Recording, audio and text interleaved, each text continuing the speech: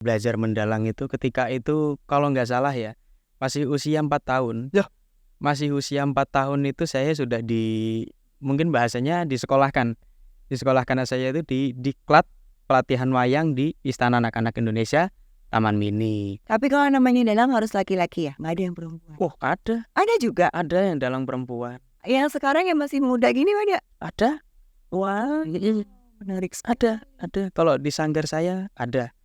Saya juga kalau dibilang wayang ngantuk, suntuk, saya juga pernah membawakan dengan cara yang kontemporer, juga dengan tokoh-tokoh yang ibaratnya di luar daripada tanda kutip pakem, itu saya juga pernah. Itu juga udah banyak sekali usaha. Kalau dibilang wayang ini apa sakral, apa wingit, enggak. Udah selalu saya bantah itu semua. Anggaplah mereka itu boneka yang perlu dimainkan. Sama dengan boneka-boneka yang lain, cuman bedanya kan kalah umur.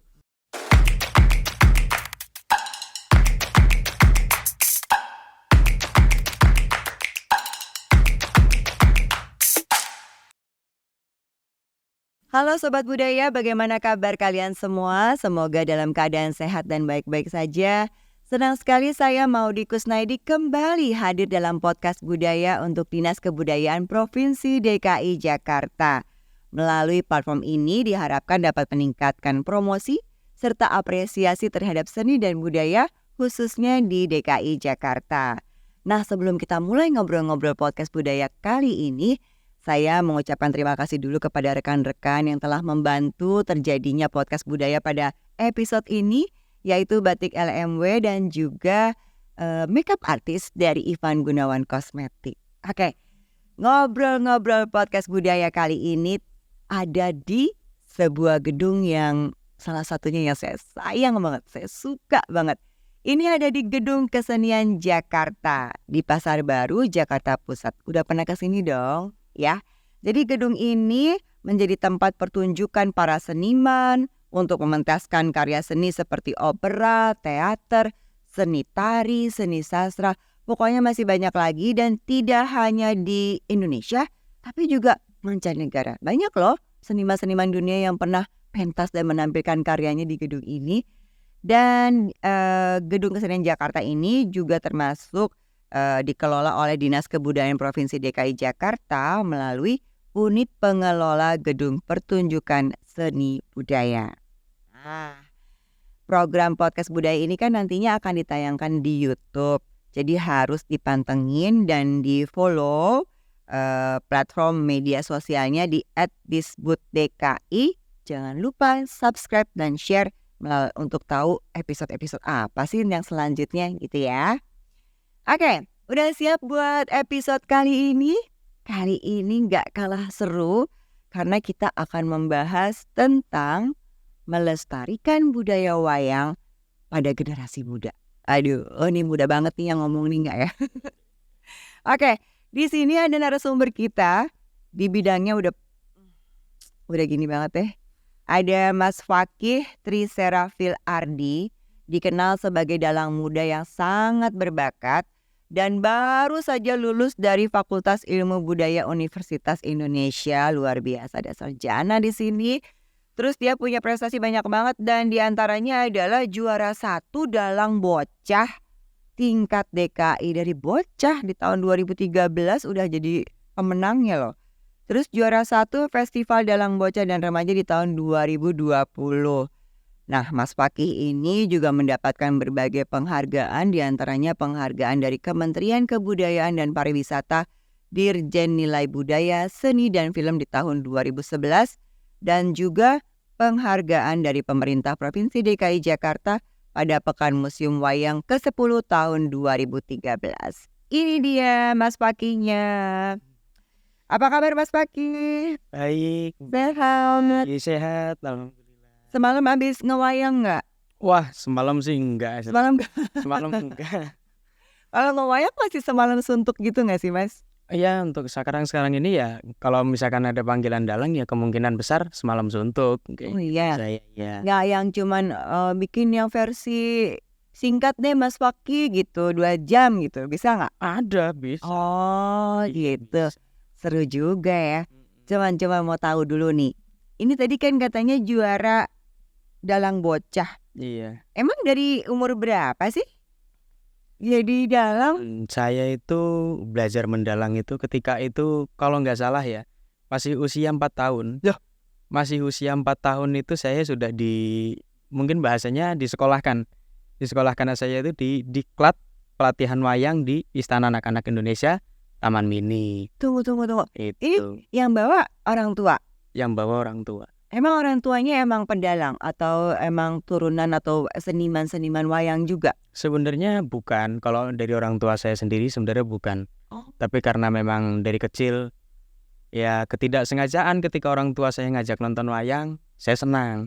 Saya nikmati bahkan nggak mau pulang sebelum selesai. Akhirnya usut punya usut, katanya di Taman Mini itu ada pelatihan wayang, coba anaknya dibawa ke sana.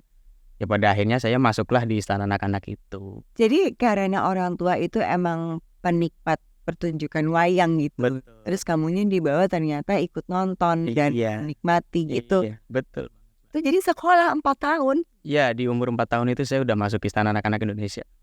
Apa sih yang dipelajarin orang 4 tahun dengan wayang-wayang itu? Makna karakter gitu mungkin ya, apa gimana? Ya mungkin kalau di zaman-zaman kecil kayak gitu ya kita pertama belajar peragaan, belajar bagaimana menokohkan. Geraknya itu sih yang paling penting, di situ kita pelajari dulu. Dia di Istana Anak-anak Indonesia. Terus rasanya apa waktu umur 4 tahun? Masih ingat gak sih sebenarnya waktu masih kecil gitu? Seneng banget. Oh iya. Saya itu di tahun itu ya ketika dengan sepantaran saya anak-anak banyak, udah beberapa kali ya. Setiap tahunnya pasti ketika itu masih zaman presiden kita itu Bapak Susilo Bambang Yudhoyono.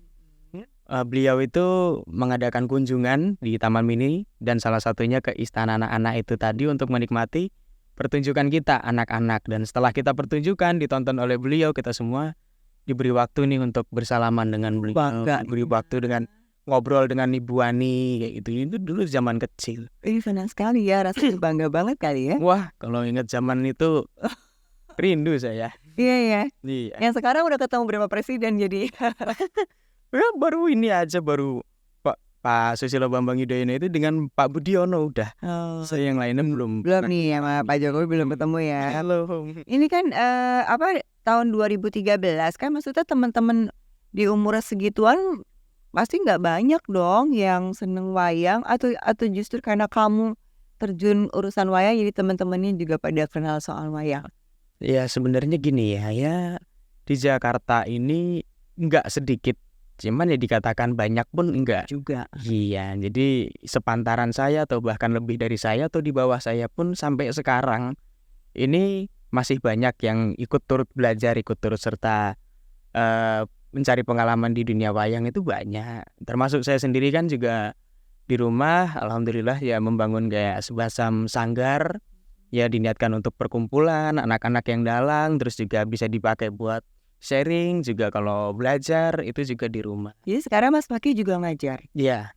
Oh iya, ke anak-anak itu. Iya. Umur berapa sekarang anak-anak yang ikutan? Masih 4-5 tahun gitu juga? Ada benar-benar ada yang masih 4-5 tahun itu ada yang masih udah SMP, terus bahkan ada yang se-SMA-an itu udah ada. Menyenangkan sekali. Terus gimana nih tanggapan dari orang tuanya Mas Paki yang tadinya senang nonton wayang, bawa anaknya, sekarang malah anaknya gitu yang mementaskan malah jadi dalangnya?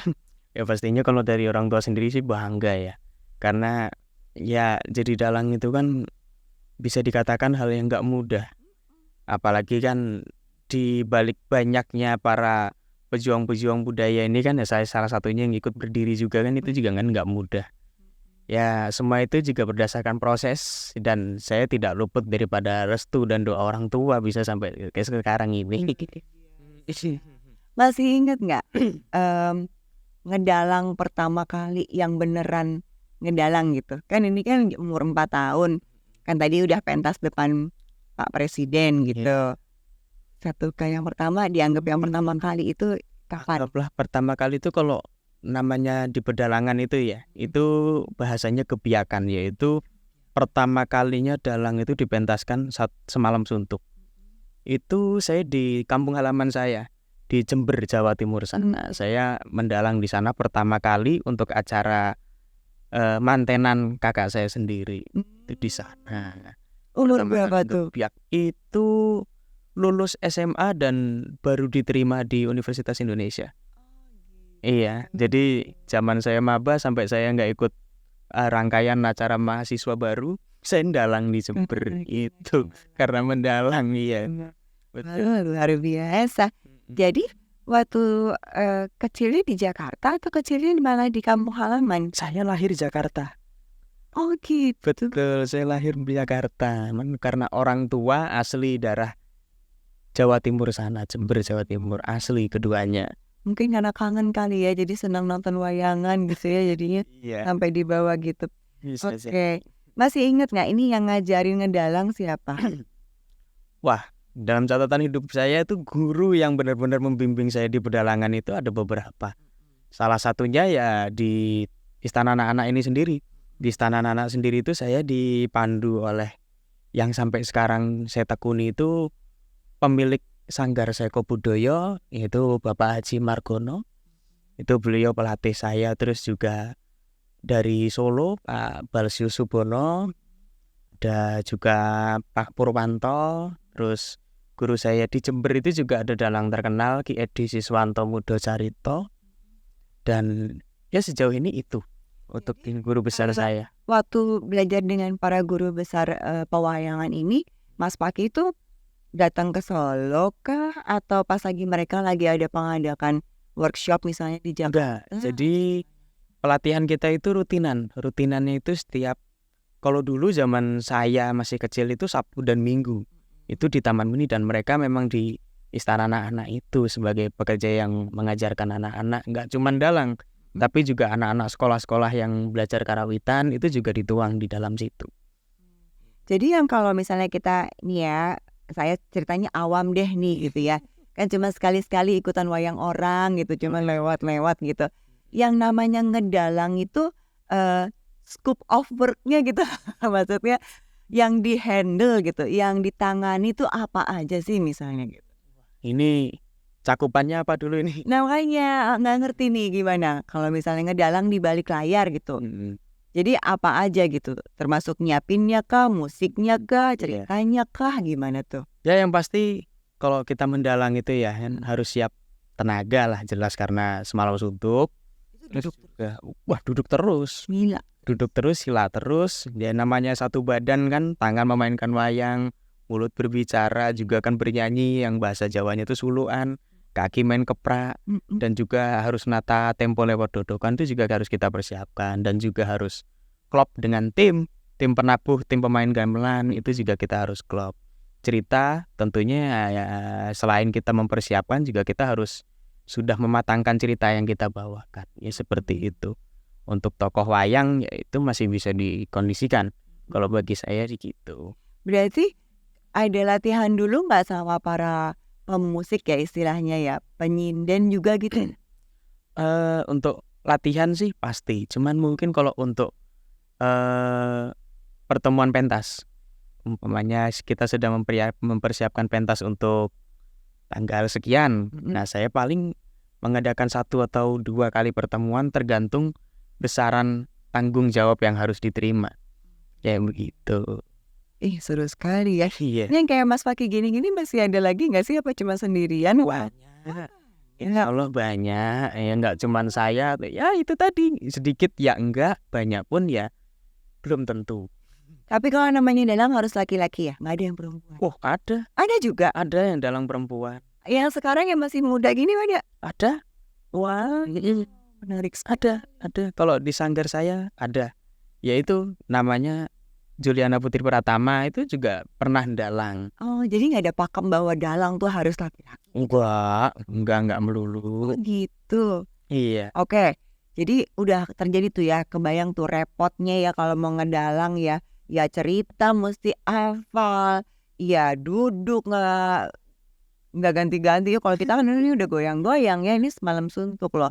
Terus ngatur tempo ya, musik ya, apa ya, drodok-dok-doknya itu apa namanya? Iya itu dodokan. Oh itu dodokannya tuh, macem-macemnya kayak gitu. Kebayang deh. Terus cerita yang terfavorit? Cerita terfavorit saya. Mungkin kita bicara tokoh dulu kali ya. Kalau tokoh Saya memang sangat favorit itu Bima. Kenapa sama Bima? Karena dia punya kuku. Boh, juga karena power dan spirit dia dalam teguh pendiriannya, terus juga dalam memegang prinsip dan semangatnya dalam menggapai sesuatu itu yang saya jadikan Dia tuh cerminan Bima tuh lurus gitu ya orang. Yang lagi maksudnya karakternya. dan Tunggu. itu Bima tuh kan masuk Pandawa ya. betul. Dia yang kakak tertua. Bukan, dia itu anak nomor 2 dari 5 Pak. Kan Yudhistira ataupun Tadewa. Kedua Bima, 3 Arjuna, terus Nakula Sadewa. lumayan deh salah satu kan. Oh jadi karakternya si Bima ini. Nah dari karakter Bima ini ada cerita apa yang Nah, bisa dibawa? cerita Bima ini yang saya favoritkan itu ada 2. Ini sama-sama berkorelasi dengan sifat-sifat yang tadi saya utarakan. Itu yang pertama itu Dewa Ruci, yang kedua Babat Onomarto. Itu memang dari kecil saya selalu memegang lakon Babat Onomarto itu. Apa ceritanya Babat? Babat Onomarto ini dikisahkan ketika Pandawa itu bahasanya mungkin dikerjain lah ya sama saudara-saudaranya para Kurawa. Gimana caranya diusir dari kerajaannya Astina itu. Dia ditempatkan di sebuah balai gubuk yang dibuat dengan bahan yang mudah terbakar, dan Pandawa dibakar hidup-hidup di situ. Dan meskipun dapat pertolongan lah ya dari hewan garangan itu musang putih ditolong, dan akhirnya mereka hanya tahu Pandawa itu sudah mati, ternyata Pandawa masih hidup. Kembalinya Pandawa ke Astina itu dengan rasa malunya raja yang terpaksa menggantikan posisi raja itu akhirnya diberikan sebuah hutan yang angker, hutan yang ini yang sebenarnya itu adalah niat buruk juga supaya bagaimana ceritanya si Pandawa itu mati. Ya Bima yang dipasrahkan untuk membuka hutan, bagaimana caranya membuka hutan, tapi ternyata hutan itu aslinya adalah kerajaan jin yang dijaga oleh 5 jin kembar juga. Jadi Pandawa 5 dan 5 jin ini sama-sama satu apa ya, mungkin mirip, keduanya ini mirip dan ada kecocokan satu sama lain. Akhirnya para jin itu karena bumi kita ini didatangi oleh satria luhur, kita beri cobaan dia. Jika dia mampu melewati cobaan ini semua, kita berikan negara kita yang tadinya kerajaan ini jin, kerajaan yang mungkin dikatakan gaib, akan kita jadikan kerajaan yang nyata yang diberikan langsung oleh para Pandawa. Terus menang. Nah, Saja. Ada nggak sih bawa karakternya nggak wayang-wayang gitu? Ada karakter siapa yang dibawa? Enggak. Nah, ini yang saya bawa nih. Ini siapa? Bima. Ini Bimanya. Ya ini anggaplah simbol kehidupan ya, terus juga simbol kerajaan. Itu bentuknya terketuang di sini semua. Nah ini untuk tokoh favorit saya adalah apa sih ciri khasnya? Aku kalau kita awam-awam kan nggak ngeliat ya, maksudnya wayang ya wayang gitu, nggak tahu ini tuh karakternya apa kalau nggak ada tulisannya gitu. Ini Arjuna, ini siapa gitu. Kalau Bima karakternya apa sih ciri khasnya? Kalau karakter Bima ini Bima muda ya, sebutannya Bima yang masih muda. Ciri khasnya dia adalah pawakan yang tinggi besar, dan dia memiliki sebuah kuku. Namanya kuku Ponconoko. Ciri khas lain adalah pada pakaiannya. Pakaiannya ini kalau disebutnya poleng Bang Bintulu. Ini ciri khas daripada tokoh Bima. Nah ini Bima yang muda. Kalau Bima yang muda itu nama lainnya adalah Bratasena, Brotoseno. Nah, kenapa dia ada yang muda, ada yang tuanya beda? Dia setelah tua dia menjelma apa lagi gitu? Ya, kalau mungkin yang tokoh Bima itu kan sebenarnya bukan tokoh yang sebenarnya awam dan banyak orang yang nggak tahu ya. Untuk tokoh yang seperti ini mungkin bentuk Bima yang seperti ini jarang diketahui. Tapi Bima yang rambutnya digelung, oh iya, dia yang udah nguntal ke atas itu. Nah itu mungkin orang-orang sudah banyak yang mengetahui. Itulah Bima yang setelah menjalani kehidupan yang mudanya, tokoh bentuk figurnya itu berganti rambut yang sudah digelung. Tapi kukunya tetap ada. Kukunya tetap ada. Oh, Kukunya nggak pasang lepas. dia nggak ke ini ya manicure pedicure ya dia.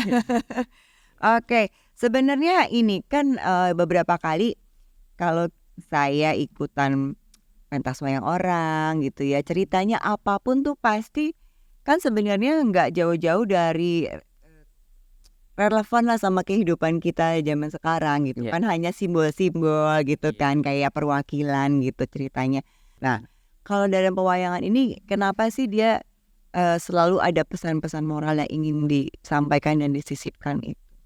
Korelasinya begini, karena kan anggaplah ya kita tidak usah membilang ini fakta atau tidak, tapi wayang ini menceritakan sebuah kehidupan. Tokoh-tokoh ini anggaplah manusia. Jadi umpamanya Pandawa itu ada Yudhistira, ada Werkudara, Bima, ada Arjuna, Nakula, Sadewa, dan tokoh-tokoh sekian banyaknya itu bagaikan kehidupan kita. Kenapa sih wayang itu bisa dijadikan sumber daripada nilai-nilai moral dan nilai-nilai pakarti? Ya karena di cerita wayang itu sendiri banyak nilai-nilai yang sebenarnya konkret dan ada di kehidupan kita. Contoh, ketika tadi di cerita Babatono Marto itu si Pandawa ini diniatkan untuk dibakar hidup-hidup di dalam lumbung. Nggak mungkin hanya dibakar, bleng, bakar kayak gitu. Pasti ada yang menjadi tokoh yang menyisipkan, yuk tuh Pandawa dibakar aja tuh, daripada mengganggu tekad kita di Astina ini, lebih baik Pandawa ditiadakan. Itu ada tokoh provokator seperti itu, namanya Sengkuni. Kita semua sudah pada tahu, dan Duryodhana di sini keangkara murkaannya tidak lain adalah ditumbuhkan oleh karakter Sengkuni ini.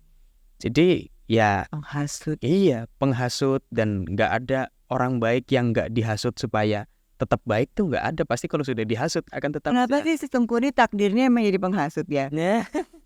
Ya memang namanya wayang ya seperti itu. Dalam panggung tuh ada karakter-karakter yang Pasti, punya tugas masing-masing. Iya, betul. Sama dengan manusia, makanya bagaimana wayang ini diciptakan sedemikian rupa dengan cerita-cerita yang mengandung nilai falsafah luhur.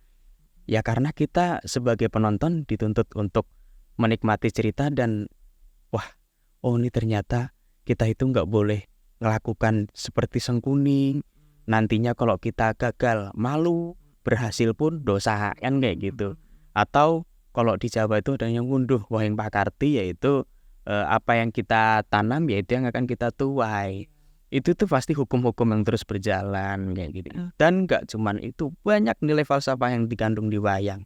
Nah, kalau sekarang nih ada apa panggilan nanggep gitu ya, nanggap gitu nih dalam fakih gitu, cerita-ceritanya boleh dari kita apa dari para apa ya pengundang gitu, misalnya temanya kemerdekaan gitu misalnya, atau Sumpah Pemuda gitu misalnya. Itu gimana Mas Fakih? Boleh banget. Kadang ya gitu, ada kayak permintaan, Mas Fakih dalang ya, tapi lakonnya bebas Mas Fakih aja. Tapi kan kalau kita ngelihat dari tanggalnya atau hari-hari terdekat ini kan, oh ini temanya kayak gini, mungkin bisa disambung lah Mas dikit-dikit, atau bebas Mas Fakih aja, ada yang kayak gitu. Atau yang request seumpama kemarin 28 itu Hari Sumpah Pemuda, berarti kita menumbuhkan cerita yang karakter-karakternya itu tokoh pemuda-pemuda spirit, ya kan? Tokoh-tokoh yang seperti umpamanya kemarin itu saya nerima request lakon Tripama Kawedar. Apa tuh? Itu cerita 3 tokoh yang menjadi 3 kesatria yang menjadi ibaratnya yang harus kita teladani. Nah itu ada Sumantri, Karno, Kumbokarno, itu yang harus kita teladani dari sifat karakter kesatriaan mereka bertiga. Jadi satu lakon yaitu Tripama Kawedar. Itu korelasinya dengan Hari Sumpah Pemuda, yaitu 3 pemuda yang berjuang di medan laga demi tanah airnya sendiri. Kalau Mas Fakih kan pasti sering juga ya sama Dinas Kebudayaan Provinsi DKI Jakarta ya. Iya. Biasanya apa yang dibawakan kalau bersama Pemprov DKI Jakarta? Lakonnya terdekat itu ya yang sering itu kan di Museum Wayang. Saya pernah itu semua lakon yang Bima Itu pernah semua, mulai dari yang Bale Sigala-gala, Babat Onomarto, Dewa Ruci, dan yang terakhir saya di museum itu Wirata Parwa. Terus yang terakhir Gatot Kaca Lahir. Itu benar-benar baru. Terakhir kemarin itu belum lama di museum, terakhir itu. Dan ketika sanggar kami Panji Laras itu lakon yang kita bawakan ketika di lapangan Mabes Cilangkap, lakonnya itu Wirata Parwa lagi. Apa yang Wirata?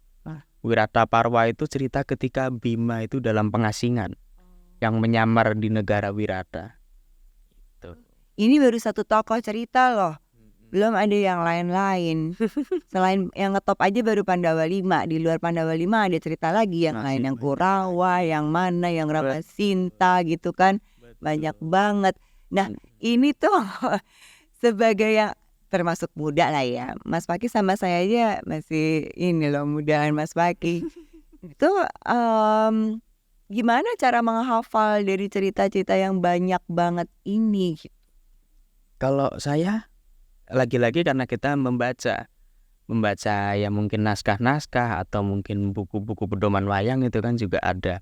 Dan ya semua dalang lah pastilah yang seperti saya juga kan pasti juga kan penikmat nonton wayang. Selain kita pelaku juga kan kita juga menikmati dari pagelaran orang lain. Ya kadang dari situ kan sinkron. Kita jadi paham cerita yang kita tidak tahu dari tontonan dalang A, dalang B. Itu kita juga pahami dari situ satu persatu. Mas Paki suka nonton dalang-dalang muda lainnya nggak? Sering Gitu. dan selalu. Terus nanti suka diskusi gitu apa gimana? Atau nggak nonton-nonton aja gitu? Ya mungkin kalau ketemu dengan yang saya tonton, ya kadang kita berdiskusi, kadang kita kayak ngobrol-ngobrol santai. Atau ya lu kenal semua. nggak selalu ya, kadang ya nonton aja kayak gitu. Nah dari ceritanya Mas Paki ini kan kayaknya urusan pendalang muda nih di generasi muda ini kayaknya yang tadi bilang banyak banget juga enggak, tapi sedikit juga enggak gitu. Menurut Mas Paki ini cukup kan ini nih si generasi muda nih dengan ada dalang-dalang muda ini cukup nggak? Apa masih merasa perlu untuk ngajak teman-teman yang anak-anak muda lagi untuk bisa kenal sama wayang, atau saat ini rasanya kayaknya baik-baik aja kok gitu? Kalau kita membicarakan jumlah ya, kalau dari yang saya lihat itu cukup. Tapi tentu namanya budaya kita harus tetap dong. Kita harus tetap ya namanya roda berputar lah ya. Saya katakan anak-anak kecil sekarang cukup, tapi kan kita nggak tahu ke depan. Makanya kita tetap yang namanya melestarikan itu ya tetap sampai kapanpun kita akan tetap mengajak. Ya, dan ya saya katakan itu tadi kalau untuk secara jumlah cukup, tapi yang susah dan yang kurang apresiasi untuk mereka. Seperti apa? Ini salah satunya nih yang. Salah satunya adalah ya menampilkan dan mewadahi anak-anak. Kayak kita juga kan meskipun kita memiliki sanggar, kita kesulitan untuk bagaimana caranya gini loh, membangun orang yang mencintai seni. Caranya kan hanya mementaskan mereka. Kan seperti itu. Nah, kita kesulitan untuk itu. Dan kita selalu, ya namanya kita sudah jadi sanggar ya selalu berusaha lah bagaimana caranya untuk menghidupkan wayang, apalagi menghidupkan adik-adik kita, teman-teman kita tuh kita selalu berusaha. Dan itu tadi, kalau secara jumlah mereka semua cukup, tapi kita tetap harus meregenerasi. Dan yang kurang dari mereka semua adalah apresiasi kepada mereka dalam bentuk pertunjukan dalang-dalang. Artinya Mas Paki berharap akan diberikan kesempatan lebih banyak lagi untuk mereka berkarya gitu ya. Jelas. Nah kalau selama ini namanya di dalang ini kan tadi hajatan, acara gitu ya. Mas Paki merasa ini bisa diangkat dalam platform lain nggak? Misalnya ke YouTube gitu? Bisa. Bisa sekali. Bisa sekali. Sudah pernah dilakukan. Kita pun juga punya YouTube sendiri. Kita pun juga punya YouTube sendiri. Mana ada respon baik nggak dari para penonton penikmat YouTube? Ya mungkin karena subscriber belum banyak ya. Ya respon baik sih ada, dan kayak penanti-nantian kayak kapan lagi itu pasti ada. Dan ya cenderungnya kayak menunggu kapan kita perform lagi kayak gitu itu tuh banyak, atau kapan anak-anak yang lain ditunjukkan tuh ada Oke. terus. Jadi usaha untuk mencari panggung atau tempat berekspresi atau tempat Iya. memberikan kesempatan para dalang-dalang muda ini untuk apa itu namanya, mentas lah ya istilahnya gitu, itu sudah dicoba ya dalam Sudah, beberapa platform. dan Oke, selalu terakhir nih, pertanyaan terakhir. Jadi harapannya Mas Fakih nih sebagai dalang muda ya, dari apa yang tadi udah kita obrolin terhadap tradisi seni wayang dan khususnya lebih kepada generasi muda ini apa? Yang saya harapkan ya itu tadi, kita sangat berharap adanya uluran tangan. Jadi nggak untuk saya, tapi untuk banyak orang di belakang saya. Karena yang berdiri sebagai bendera itu mungkin ya katakan saja bendera tidak hanya saya, tidak hanya teman-teman, bahkan mungkin seantero. Ya mungkin kalau saya kan wayang Jawa pakemnya. Banyak kelompok-kelompok dalang-dalang militan Jawa yang seperti saya dan sama keluh kesahnya. Jadi umpamanya saya mampu berdiri sendiri, saya mampu ibaratnya mencari link atau channel yang tujuan untuk saya, tapi kan belum tentu yang lain. Kalau saya itu selalu ketika mendalang semalam suntuk event saya sendiri, pasti saya selalu izin dengan yang memiliki hajat untuk membawa murid saya, ya kurang lebih 1 atau 2. Itu selalu saya terapkan karena apa? Anak-anak rindu dengan posisi seperti itu, dan anak-anak ingin, dan apa guna belajar tanpa penuangan? Iya. Apa guna melestarikan tanpa disebarluaskan? Kan kayak gitu. Jadi sebenarnya banyak dari mereka cuman kurang terpublikasikan. Juga kurang diketahui oleh halayak ramai. Kalau dipikir-pikir apakah wayang kurang peminat? Saya rasa enggak. Tapi bagaimana cara kita melakukan pendekatan? Dan kalau dianggap wayang itu apa kuno? Sebenarnya enggak. Karena kita bisa membawa ke era yang lebih baik. Contoh, saya juga sering wayangan dengan bahasa Indonesia. Saya juga kalau dibilang wayang ngantuk, suntuk, saya juga pernah membawakan dengan cara yang kontemporer. Juga dengan tokoh-tokoh yang ibaratnya di luar daripada tanda kutip pakem. Itu saya juga pernah. Itu juga udah banyak sekali usaha. Kalau dibilang wayang ini apa sakral, apa wingit, enggak. Udah selalu saya bantah itu semua. Anggaplah mereka itu boneka yang perlu dimainkan. Sama dengan boneka-boneka yang lain, cuman bedanya kan kalah umur. Bedanya kan kalah umur. Kalau wayang ini memang udah dari leluhur-leluhur kita dulu. Sip. Tuh, jadi udah terdengar nih curhatan dari dalang muda kita nih Mas Fakih ya, bahwa berharap banget dikasih kesempatan lagi untuk bisa teman-teman yang nggak hanya Mas Fakih tapi dalang-dalang lainnya juga untuk dapat kesempatan mengangkat ya karya-karya wayang ini, karena semua usaha untuk bisa mendekatkan atau supaya generasi muda bisa menikmati wayang juga sudah diupayakan nih sama Mas Fakih. Pakai bahasa Indonesia biar mudah, nanti pakai bahasa Inggris Mas yang jaksel-jaksel gitu, ya kan. Terus dengan cerita yang tidak harus selalu pakem, pengembangan alur cerita itu sudah dilakukan. Itu memang sepertinya arah yang sudah benar ya Mas ya, semoga bisa dibukakan jalannya. Oke, terima kasih dulu kepada Mas Fakih Triserafil Ardi atas ngobrol-ngobrolnya, ilmunya, informasinya seru banget. Karena kalau nggak ngobrol gini kita nggak kebayang bahwa ternyata ada regenerasi dalang muda dan ternyata masih banyak peminatnya dan seru gitu ya. Iya. Semoga tetap semangat terus ke depan karena melestarikan wayang adalah kontribusi nyata terhadap pelestarian warisan budaya di Indonesia. Karena melalui partisipasi dalam seni wayang, generasi muda dapat memperkuat identitas budaya sebagai anak bangsa serta dapat memastikan bahwa warisan budaya ini akan terus hidup dan berkembang. Oke? Sahabat atau sobat budaya, jangan lupa ya untuk like, subscribe, dan share podcast budaya ini karena akan ada informasi menarik lainnya. Dan oh ya, kita udah ngebahas soal wayang, udah ngebahas soal tari Betawi. Kalau ada ide-ide atau kepengen ngobrol apa gitu, dikasih tahu ya ke kita ya, langsung aja info ke sosial media atau juga bisa langsung kasih komen di sini ya. Kita pamit dulu, jangan lupa follow dan DM aja di akun media sosial Disbud DKI Jakarta @disbuddki. Oke? Sampai jumpa ya, saya pamit dulu. Makasih sekali lagi Mas Fakih, sampai ketemu lagi. Dadah semuanya, bye sobat budaya.